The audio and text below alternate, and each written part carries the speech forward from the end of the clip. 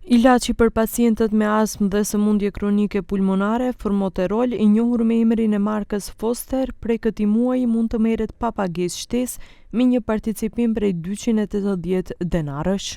Трябва да имате извещение от пулмолог, извещение от ревматичен и пише рецепт. И носите копия от извещението. И колко трябва да платим за 280. Nga Ministria e Shëndetësisë kumtuan se janë njoftuar nga kompania mbajtëse e autorizimit për vendosjen në treg të barit Foster, i cili gjendet në listën pozitive të barnave se janë bërë ndryshime në interes të pacientëve që e përdorin këtë ilaç. Duke filluar nga ky muaj, personat e siguruar do të mund të marrin përsëri barin në barnatore pa pagesë shtesë, duke paguar vetëm participimin e përcaktuar me ligj për shërbimin e dhënies së barit me recetë. E njëjta vlen edhe për barnat e tjera që përmbajnë përbërësit e njëjtë aktiv dhe përdoren në trajtimin e sëmundjes pulmonare obstruktive kronike.